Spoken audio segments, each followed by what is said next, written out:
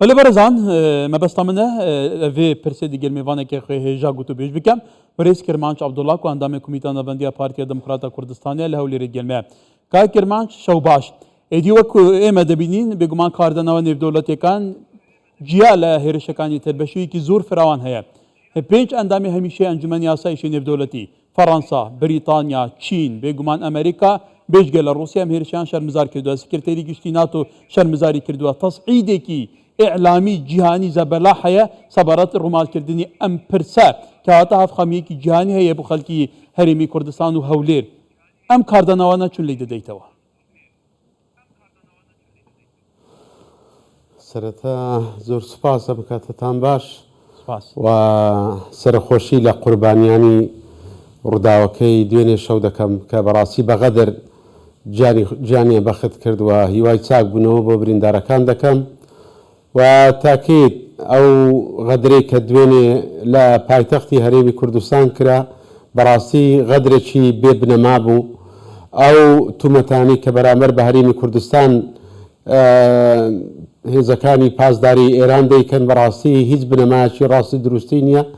أوان هاتون مالي بازرگاني خلشي هوليرو مالي سيفيليان بوردمان كردوا با بیانو با پاساوی ئەوەی کە ئەوانە شوێنی مۆڵگەی دژبەری ئێران و یان شوێنی مۆڵگەی موسادی ئیسرائیلین بەداخەوە ئەم ڕاستیانە بۆ هەموو دنیا ڕوون بۆوە کە ئەمانە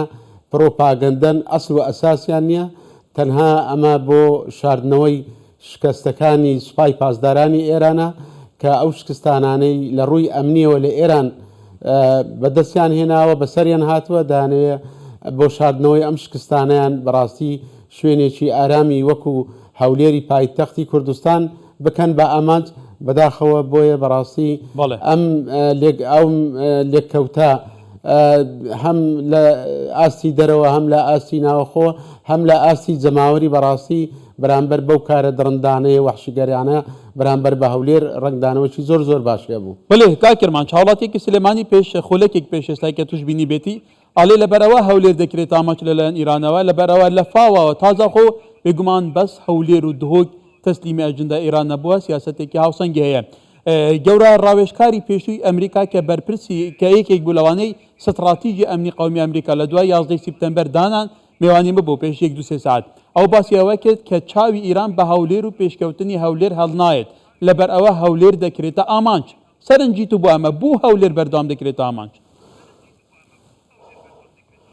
و تاکید ینی ئەوە قسەکە زۆر دروستە من لە زۆر کەناڵی دیکەی عەرەبیش گوێم لە زۆر شرۆڤەکار بووە باسی ئەم هەڵوێستە ڕاست و دروستەی حکومەتی هەرێمی کوردستانیان کردووە کە سەرکردایەتی سیاسی هەرێمی کوردستان توانیویەتی بێلایەنی خۆی لەم ڕووداوانی کە لە ناوچەکە ڕوودەدەن ئەو چێشمە کێشانی کە هەیە توانیوانێ حکومەتی هەرێمی کوردستان بە بێلایەنی بمێنێتەوە بەڵام بەداخەوە دیارە ئێران نایەوێ هیچ لایەنێک بە بێلایەنی بمێنێتەوە دەیەوێ ببێ بە بەشێک لە ئەو ئەجندایی کە خۆی هەیەی لە ناوچەکە و بەشێک لە ئەجندای ئێرانیش بێزگە لە پشێوی بێزگە لە ناخۆشی بۆ ناوچەکە هیچ شتێکی دیکەی بۆ ملەتەکانی ناوچە نەهێناوە ئەوە دەبین لە عێراق وەزع چۆنە لە لەبنان چۆنە لە سووریا چۆنە لە یەمەن چۆنە ئەوە لە شوێنی دیکەش و لە فەلەستین چی بەسەر خەڵکی فەلەستین هێنا بۆیە حکومەتی هەرێمی کوردستان سەرکردایەتی سیاسی کوردستان بە تایبەتی خودی جەنابی سەرۆک بارزانی ئەوەی کە زۆر بەلاوە گرنگە پاراستنی هەرێمی کوردستانە ئێمە نامانێ ببین بە بەشێک لەو ململانەیە کە لە نێوان ئێران و ناحەزانی ئێران هەیە ئێمە ناتوانین ببین بەشێک لە مقاومەی کە ئەوان ناوێت لێ ناوە مقاومە بۆ ئەوەی ناوچەکە تووشی نەکبەتی زیاتر بێ دەبێ ئێران ئەمەی قبول نییە ئێران پێی وایە هەولێر دهۆک ئەوان بۆ سیاسەتەکانی ئێران بۆتە ڕێگر کە وەک پێویست ناتوانانی ئەو سیاسەتەی کە لە ناوچەکەی پیادەی دەکا هەولێر و دهۆک سەرکردایەتی سیاسی کورد بۆتە ڕێگر ئەو هەموو پاساوانە ئەو هەموو درۆ و دەلەسەی کە بارەگەی فرانکە ڕێکخراو لێرێ بەرانگەی فرانکە شوێن لەوێ خۆ حەقیقەت ئەمڕۆ ئەو لیژنەی حکومەتی عێراقی بە سوپاسەوە پێشیان هێنابوو هاتن بە چاوی خۆیان شوێنەکان بینی و ڕوونکردنەوەشیاندا ئەو ئیدعاانەی کە ئێران دەیکا بۆ پەردەپۆشکردنی شکست خواردی سیاسەتی خۆیان و ئیسپات بوو کە ئەمەوان نیە بەڵکو ماڵی خەڵکی سڤیل بووە منداڵی 11 مانگیان کردو تا قوربانی منداڵی 11 مانگی چ پەیوەندی بە موسادی ئیسرائیلی هەیە و تاکید ئەگەر ئێران بێوێ پێی وابی بە درۆن و بە موشەک ئیرادەی خەڵکی کوردستان بتوانی کۆنتترۆلی بکە پێم وایە مێژوو زۆر لەوانی ئێران گەورەتر و هۆلاکۆش شایەتی ئەوەن کە هەولێر هۆلاکۆی بەزاندووە نەک موشەکەکانی ئێران و نەک موشەکانی پارێزگاران پێمان باشە ئێران هەر شتێ ولی کای کرمانچ هەڵبەتە قاسم عراجی وتبووی کە هیچ بارگایەکی موسا لێرە نییە بەڵکو هاوڵاتیانی سڤیلە حتا خزمەتگوزاری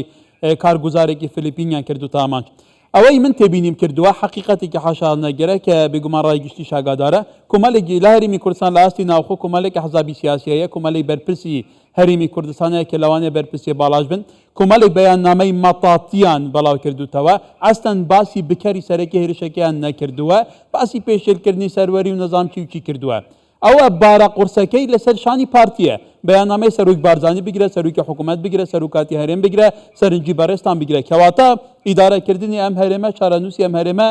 زیاتر بە پارتیەوە ڕەبتە کەواتە پێویستە پارتی چ بکە کە هەرێمی کوردستان لەو هەموو مرملانێ ئەقلیمیە مەترسیدارە دوور بخاتەوە جارێکی دیکە ڕەوشەیەکی بەم شێوەیە ڕوونەداتەوە وەڵا من بەڕاستی ئەمڕۆ ئەنی وەکو کوردە وەکو کەسێکی خەڵکی شاری هەولێر ئەوەندە شانازی بە خەڵکی هەولێر دەکەم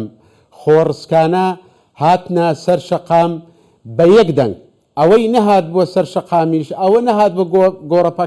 گۆڕەپانی ناڕەزایی لە ماڵی خۆیان ناڕەزاییان دەربڕیوە و لەگەر ئەم هەڵوێستەی حکوومەتی هەرێمی کوردستان بوون لەگە جەنابی سەرۆک بارزانی بوون لەگە سەرۆکاتی هەرێمی کوردستان بوون بەداخەوە هەندێک لەو هێزە سیاسیانەی کە بوونەتە بەشێک لە ئەو ئەجندایی کە پێی دەگوترێ لایانی مقاومەی ئیسلامی کە ئێران ڕابەراتی دەکا منی گوێم لە هەندێک بەیانە شەرمنەکانیان بوو کورد دەڵێ ئەگەر دارکرمی لە خۆ نەبی عمری 1000 ساڵە و ئەگەر ئەم هێزانەش لەگەڵ یەک هەڵوێز بوونایە لەگەڵ تەواوی خەڵکی کوردستان لەگەڵ خەڵکی قوربانیانی هەولێر و هیچ هێزێکی نە ئێران و نە پاسدار نیان دەتوانی جورئەت بکەن بێن ئەم وەزعە بەسەر خەڵکی شاری هەولێر بێنن بەڵام بەداخەوە بەشێک لەو هێزانە بوونێتە بەشێک لە ئەجندای ئیقلیمی و بەشێک لە ئەجندای پاسدارانی ئێران و بەداخەوە ئەوانەش دەکەونە بەرنەفرەتی مێژووی و گومانم لەوە نییە ئەندام و لایەنگری و جەماوەری خۆشیان لەو هەڵوێستەیان ڕازی نین و ئەگەر ڕاستە و خۆش لە بەردەمی ڕاگەیاندەکانی شەرمەزاریان نەکەن بەڵام لە ناو ویژدانی خۆیان ئەم هەڵوێستە شەرمنانەی کە هەندێک هێزولانی سیاسی کوردستان دەریان بڕیوە بەرامبەر ئەو ڕووداوە تاکید دەکەونە بەر نەحلەتی مێژووی و هەم ئەندام و لایەنگر و جەماوەری خۆشیان ولی کای کرمانچ خۆ دەزانی لە هەر وڵاتێکە ئارمانجکردنی پایتەخت کە پایتەخت ڕەمز و شکووی وڵاتە ڕەمزی یەکەتی وڵاتە ڕەمزی سەروەری وڵاتە پێناسەی وڵاتە لە هەر وڵاتێکە پایتەختەکەی بکرێتە ئامانج کۆی وڵات دەکرێتە ئامانج بۆ ئەم هەڵویستە هەیە ئەکە بە شێوەیەکی دیکەش باسیەوە بکەین حکوومەتی عێراق سوودانی بەیاننامەیەکی توندی بڵاو کردوتەوە وتی ئەم هێرشە دەستدرێژیە بوو سەر سەروەری ئاخی عێراق بەم شێوەیە پەیوەندیەکانی ئیران و عێراق بەرتەسک دەکات پێت وایە ئەم جارە حکوومەتی عێراق جددی بێ لەوەی کە فعلا هەڵویستێکی جددی تون بەرامبەر ئیران هەبێت کە جارێکی دیکە ئەمە دووبارە نەبێ من گوێم لە بەیانەکەی هەم وەزارەتی دەرەوە عێراق بوو هەم لە قسەکانی سەرۆک وەزیران بەڕێز سەرۆک وەزیرانی عێراق بەڕاستی لە ڕووی نەزەریەوە لە ڕووی قسەوە قسەکانیان پڕ بە پێز بوو و شانی دەستخۆشیکردنە بەڵام ئومێدی ئەوە دەخوازین ئەوان ئەو وتانیان بکەن بەکردار لە مەحافیلی دەولی لە ئەنجومەنی ئاسایشی و لە نەتەوە یەکگرتووەکان لە وڵاتانی کاربەدەست لە دنیا کە بتواندرێ بۆ ئەوەی جارێکی دیکەی ئێران